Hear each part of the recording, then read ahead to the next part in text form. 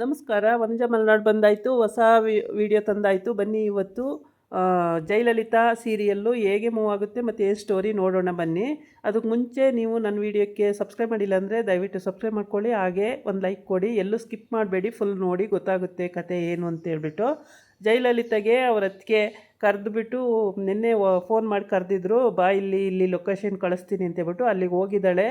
ಅಲ್ಲಿ ಒಳ್ಳೊಳ್ಳೆ ಡ್ರೆಸ್ಸು, ಸ್ಯಾರಿ ಎಲ್ಲ ಕೊಡಿಸ್ತಾಳೆ. ಏಕೆಂದರೆ ಯಾವಾಗ ನೋಡಿದ್ರೂ ಅವರಮ್ಮ ಬೈತಾನೆ ಇರ್ತಾಳೆ ಸೊಸೆಗೆ, ನೀನು ಹಟ್ಟಿಯಿಂದ ಬಂದವಳು, ಅಲ್ಲಿಂದ ಬಂದವಳು, ನೀನು ಬಡವ್ರ ಮನೆಯಿಂದ ಬಂದವಳು ಅಂತ ಬೈತಾನೆ ಇರ್ತಾಳೆ. ಒಟ್ಟಿಗೆ ಜಯರಾಮಂಗೆ ಬೇರೆ ಮದುವೆ ಮಾಡಬೇಕು, ಇವಳು ಬಿಟ್ಟು ಹೋಗಬೇಕು ಅನ್ನೋ ಅವಳು ಇಂಟೆನ್ಷನ್ ಆಗಿರುತ್ತೆ. ಹಂಗಾಗ್ಬಿಟ್ಟು ಬೈತಾನೆ ಇರ್ತಾಳೆ. ಆಮೇಲೆ ಈ ಕಡೆ ಇವಳು ಒಳ್ಳೊಳ್ಳೆ ಡ್ರೆಸ್ ಕೊಡಿಸ್ತಾಳೆ. ತುಂಬ ಖುಷಿಯಾಗುತ್ತೆ ಆ ಹುಡುಗಿಗೆ, ತಡ್ಕೊಳ್ನಾರ್ದಂಥ ಖುಷಿಯಾಗುತ್ತೆ ಲಲಿತಂಗೆ. ಎಷ್ಟು ಒಳ್ಳೆಯವರು ನಮ್ಮ ಅತ್ತಿಗೆ ಅನ್ನಂಗೆ.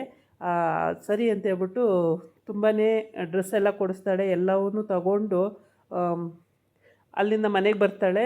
ಮನೆಗೆ ಬಂದಾಗ ಈ ಅವ್ರ ಅತ್ತೆ ಏನು ಮಾಡಿರ್ತಾಳೆ, ಕ್ರಿಮಿನಲ್ ಐಡಿಯಾ ಉಪಯೋಗಿಸ್ಬಿಟ್ಟು ಇವಳಿಗೆ ಇಲ್ಲಿ ಅವಮಾನ ಮಾಡಿಸಿ ಕಳಿಸ್ಬೇಕು ಹೊರಗಡೆಗೆ ಅಂತ ಆಗಿರುತ್ತೆ. ಹಂಗಾಗಿ ಈ ಕಡೆ ಬಂದು ದೊಡ್ಡ ಮಗ ಅಂದರೆ ಅವನಿಗೆ ಯಾವುದೇ ಬಿಸ್ನೆಸ್ ಮಾಡೋಕ್ಕೋದ್ರೂ ಕೈ ಎತ್ತಲ್ಲ, ಎಲ್ಲದರಲ್ಲೂ ಲಾಸು. ಆವಾಗ ಇವನು ಏನು ಮಾಡ್ತಾನೆ, ತಮ್ಮಂದು ಗ್ರಾನೈಟ್ ಕಂಪ್ನಿ ಇರುತ್ತಲ್ಲ ಅಲ್ಲಿಗೆ ಬಂದು ಕೂತ್ಕೊಳ್ತಾನೆ. ಕೂತ್ಕೊಂಡಾಗ ತಮ್ಮ ಹೋಗಿ ಹೇಳ್ತಾನೆ, ಜಯರಾಮ ಬೇಡ ಕಣೋ, ನಾನು ನೀನು ಒಟ್ಟಿಗೆ ಸೇರಿ ಒಂದೇ ಕಂಪ್ನಿನಲ್ಲಿ ಮಾಡೋಣ, ನೀನು ಎಲ್ಲೋದ್ರೂ ಲಾಸ್ ಆಗುತ್ತೆ, ಈಗ ಒಂದೇ ಕಂಪ್ನಿನಲ್ಲಿ ನಾವು ಕೆಲಸ ಮಾಡೋಣ ಬಾ ಅಂತ ಕರೀತಾನೆ. ಆದರೆ ಅವನು ಒಪ್ಪಲ್ಲ. ಅಪ್ಪ ಎಲ್ಲದರಲ್ಲೂ ಹಂಗಿಸ್ತಾರೆ, ನನಗೆ ಅವಮಾನ ಮಾಡ್ತಾರೆ, ನಾನು ಏನು ಮಾಡಲಿ, ನಾನು ಏನೇ ಬಿಸ್ನೆಸ್ ಮಾಡೋಕ್ಕೋದ್ರೂ ನನಗೆ ಕೈ ಎತ್ತೋದಿಲ್ಲ, ಎಲ್ಲದೂ ಲಾಸ್ ಆಗುತ್ತೆ, ನಾನು ಏನು ಮಾಡಲಿ ಅಂತೇಳಿ. ಆಮೇಲೆ ಜಯರಾಮ್ ಹೇಳ್ತಾನೆ, ಏನೂ ಆಗಲ್ಲ, ನನ್ನ ಜೊತೆ ಬಾ, ನೀನು ನನ್ನ ಜೊತೆ ಇದ್ದು ನೀನು ಸೇರಿ ಮಾಡೋಣಂತೆ ಅಂತಾನೆ. ಅದು ಆಗಲ್ಲ ಕಣೋ, ಅದು ನಾನು ಸೇರಿಕೊಂಡ್ರೆ ನಿನಗೂ ಲಾಸ್ ಆಗಿಬಿಡುತ್ತೇನೋ ಅಂತಾನೆ. ಏನಾಗಲ್ಲ ಹಂಗೆ ಅಂತ ಸಮಾಧಾನ ಮಾಡಿ ಹೇಳ್ತಾನೆ. ಆಮೇಲೆ ಸಮಾಧಾನ ಮಾಡಿ ಏನೇ ಮಾಡೋಕ್ಕೋದ್ರೂ ಈ ಥರ ಆಗುತ್ತೆ. ಆಮೇಲೆ ಜಯರಾಮನ ಪಿ ಎ ಇರ್ತಾನಲ್ಲ, ಅವನು ಕೂಡ ಹೇಳ್ತಾನೆ, ಹಂಗೆ ಮಾಡಿ ನೀವು ಅವ್ರ ಜೊತೆನೇ ಸೇರಿಕೊಂಡು ಒಟ್ಟಿಗೆ ಬಿಸ್ನೆಸ್ ಮಾಡ್ಕೊಂಡು ಹೋಗಿ, ತುಂಬ ಒಳ್ಳೆಯದಾಗುತ್ತೆ, ಏನು ಲಾಸ್ ಅಂತ ಏನಾಗಲ್ಲ, ತುಂಬ ಒಳ್ಳೆಯದು, ಕರೆಕ್ಟಾಗಿ ಮಾಡ್ಕೊಂಡು ಹೋದರೆ ಏನೂ ಪ್ರಾಬ್ಲಮ್ ಇಲ್ಲ ಅಂತ ಹೇಳ್ತಾನೆ. ಆದರೂ ಕೂಡ ಅವನು ಕೇಳೋದಿಲ್ಲ. ಆಗಲ್ಲ ಕಣೋ, ನನ್ನಿಂದ ನಿನಗೂ ಲಾಸ್ ಆಗುತ್ತೆ ಅಂತ ಬರೀ ಇದೇ ಹೇಳ್ತಾ ಇರ್ತಾನೆ. ಈ ಕಡೆ ಮನೆಗೆ ಅವನು ಎಷ್ಟು ಹೇಳಿದ್ರೂ ಕೇಳದಿದ್ದಾಗ ಎಷ್ಟೇ ಹೇಳಿ ನೋಡ್ತಾನೆ, ತುಂಬಾ ಕನ್ವಿನ್ಸ್ ಮಾಡೋಣ ಅಂತ ನೋಡ್ತಾನೆ. ಏನು ಕನ್ವಿನ್ಸ್ ಮಾಡಿದ್ರೂ ಅವನ ತಲೆಗೂ ತಗೊಳ್ಳಲ್ಲ.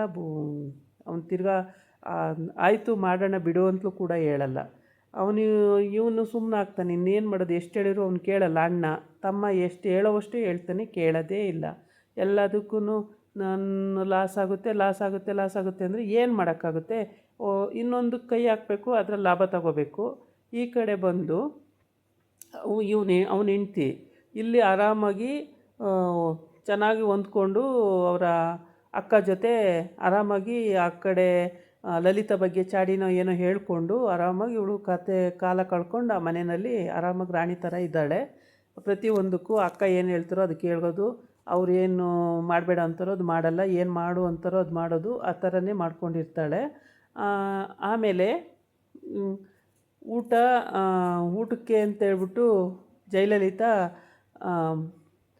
ಲಲಿತಾ ಬರ್ತಾಳೆ. ಬಂದ್ಬಿಟ್ಟು ಮತ್ತು ಅತ್ತೆ ಒಬ್ಬರೇ ಅಡುಗೆ ಏನಕ್ಕೆ ಮಾಡ್ತೀರಾ, ಜೊತೆಗೆ ನಾನು ಸಹಾಯಕ್ಕೆ ಬರ್ತೀನಿ ಅತ್ತೆ ಅಂತ. ನಿನ್ಯಾರೇ ಕರೆದಿದ್ದು, ನೀನೇನಕ್ಕೆ ಬರ್ತೀಯ, ನಿಂಗೇನೇ ಮಾಡೋಕ್ಕೆ ಬರುತ್ತೆ ಅಂತ ಬೈತಾಳೆ.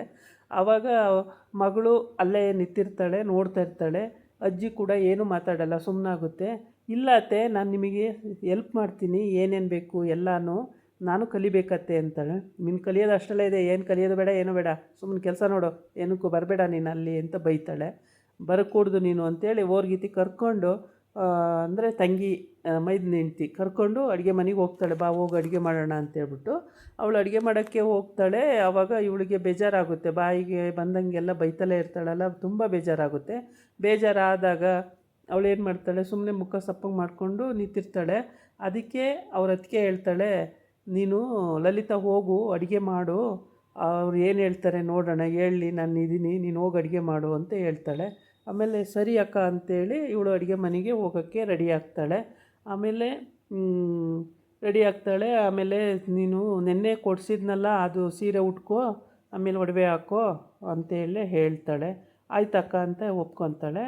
ಪಾಪ ಅವಳು ಏನು ಹೇಳಿದ್ರು ಒಪ್ಕೊತಾಳೆ. ಅವಳು ಅಷ್ಟು ಒಳ್ಳೆಯವಳು ಇರ್ತಾಳೆ. ಇವಳಿಗೂ ಅಷ್ಟು ಸಪೋರ್ಟ್ ಮಾಡ್ತಾಳೆ. ಪ್ರತಿ ಒಂದು ವಿಷಯದಲ್ಲೂ ಲಲಿತಾಗೆ ಸಪೋರ್ಟ್ ಮಾಡ್ತಿರ್ತಾಳೆ. ಅಡುಗೆ ಎಲ್ಲ ರೆಡಿ ಆಯಿತು. ಇವಾಗ ರೆಡಿಯಾಗಿ ಇನ್ನೇನು ಜೈ ಬರಬೇಕು. ಎಲ್ಲರಿಗೂ ಫ್ರೆಂಡ್ಸ್ ಎಲ್ಲ ಬಂದು ಆಗೋಗಿದೆ. ಅವರೆಲ್ಲ ಕೂತಿದ್ದಾರೆ. ಒಂದು ಸಲ ಹೋಗಿ ಇವಳು ವಿಚಾರಿಸ್ಕೊಂಡು ಬಂದಳು ಲಲಿತಾ, ಏನಾದ್ರು ಜ್ಯೂಸು ಏನಾದ್ರು ಕುಡಿತೀರಾ ಅಂತೇಳಿ.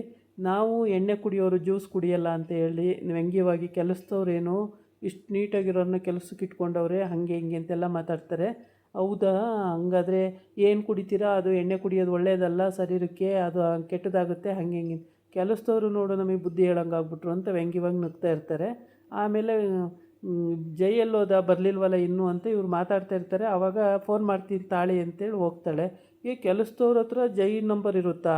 ಜೈ ಹಂಗೆ ಅಷ್ಟು ಸುಲಭ, ಅಷ್ಟು ಕೆಲಸದವ್ರಿಗೆ ಇದು ಮಾಡಿಕೊಟ್ಟಿದ್ದಾನ, ಅದು ಹೆಂಗೆ ಅಂತ ಹೇಳ್ತಾರೆ. ಆವಾಗ ಅವಳು ಹೋಗಿ ಫೋನ್ ಮಾಡ್ತಾಳೆ. ದೊರೆ ಬನ್ನಿ, ನಿಮ್ಮ ಫ್ರೆಂಡ್ಸ್ ಎಲ್ಲ ಬಂದಿದ್ದಾರೆ, ಎಲ್ಲ ಊಟಕ್ಕೆ ಕಾಯ್ತಾ ಇದ್ದಾರೆ ಬನ್ನಿ ಅಂತೇಳಿ. ಅದು ಯಾರು ಕರೆದಿದ್ದು ಅಂತ, ಏನೋ ಅತ್ತೆ ಕರೆದಿರಬೇಕು ಬಂದವ್ರೆ ಅಂತ ಹೇಳ್ತಾಳೆ. ಹೌದಾ, ಈಗಲೇ ಬರ್ತೀನಿ ತಾಳು ಅಂತ ಹೇಳ್ತಾನೆ. ಅಷ್ಟೊತ್ತಿಗೆ ಇವಳು ಸೀರೆ ಉಟ್ಕೊಂಡು ರೆಡಿಯಾಗಿರ್ತಾಳೆ. ಆಮೇಲೆ ಸೀರೆ ಉಟ್ಕೊಂಡು ರೆಡಿಯಾಗಿ ಎಲ್ಲ ಲಾನಿಗೆ ಹೋಗ್ತಾರೆ. ಮುಂದ್ಗಡೆ ಲಾನ್ಗೆ ಹೋಗಿ ಅಲ್ಲಿ ಇಟ್ಕೊಂಡು ಎಲ್ಲ ಅಷ್ಟೊತ್ತಿಗೆ ಜೈ ಬರ್ತಾನೆ. ಎಲ್ಲರೂ ಇಟ್ಕೊಂಡು ಇನ್ನೇನು ಡ್ರಿಂಕ್ಸ್ ಮಾಡಿಕೊಂಡು ಮಾಡಿರೋ ಅಡುಗೆ ಕೊಡ್ತಾರೆ ತಿನ್ನಬೇಕು ಅನ್ನುವಾಗ ಇವಳು ಸೀರೆ ಉಟ್ಕೊಂಡು ಅವ್ರ ಹತ್ರ ಹೋಗಿ ಏನು ಬೇಕು, ಏನು ಸಪ್ಲೈ ಅಂತ ಕೇಳಕ್ಕೆ ಹೋಗ್ತಾಳೆ. ಆವಾಗ ಕೆಲಸದವಳು ನೋಡು ಎಷ್ಟು ನೀಟಾಗಿ ಸೀರೆ ಉಟ್ಕೊಂಡು ಹೆಂಗೆ ಬಂದವಳೆ ಅಂತ ಒಬ್ಬ ಕುಡ್ಕೊಂಡು ವ್ಯಂಗ್ಯವಾಗಿ ಮಾತಾಡ್ತಾನೆ. ಆವಾಗ ಅವಳು ಗಂಡಕ್ಕೆ ಸಿಟ್ಟು ಬಂದುಬಿಡುತ್ತೆ. ಜೈಗೆ ಸಿಟ್ಟು ಬಂದು ಅವಳೇನು ಕೆಲಸದವಳಲ್ಲ, ನನ್ನ ಹೆಂಡ್ತಿ ಅಂತ ಹೇಳಕ್ಕೆ ಹೋಗ್ತಾನೆ. ಆವಾಗ ದೊರೆ ಹೇಳಿದೊರೆ ಅಂತ ಅವಳು ಮನಸ್ಸು ಹೇಳ್ತಾ ಇರುತ್ತೆ. ಮನಸ್ಸು ಹೇಳ್ತಾ ಇದ್ರೂ ಅವನು ಹೇಳಿರಲ್ಲ. ಆಮೇಲೆ ಹೇಳಬೇಕು ಅಂತ ಬಾಯಿ ತೆಗಿತಾನೆ, ಹೇಳಿರಲ್ಲ. ನನ್ನ ಹೆಂಡ್ತಿ ಅಂತ ಹೇಳೋಕ್ಕಾಗ್ತಾಯಿಲ್ಲ, ಹೇಳಿರಲ್ಲ. ನಾಳಿನ ಎಪಿಸೋಡಲ್ಲಿ ಹೇಳ್ತಾನೆ ಅಂತ ಕಾಣುತ್ತೆ ನನ್ನ ಹೆಂಡ್ತಿ ಅಂತೇಳಿ. ಅಲ್ಲಿವರೆಗೆ ನಾವು ಕಾದು ನೋಡಬೇಕಾಗತ್ತೆ. ಇದಾಗಿತ್ತು ಇವತ್ತಿನ ವಿಡಿಯೋ. ನಾಳೆ ಮತ್ತೊಂದು ವಿಡಿಯೋ ಜೊತೆ ಹೊಸ ಸ್ಟೋರಿ ಎತ್ಕೊಂಡು ಬರ್ತೀನಿ. ಪ್ರತಿಯೊಬ್ಬರು ಎಲ್ಲೂ ಸ್ಕಿಪ್ ಮಾಡ್ದಂಗೆ ವಿಡಿಯೋನ ನೋಡಿ.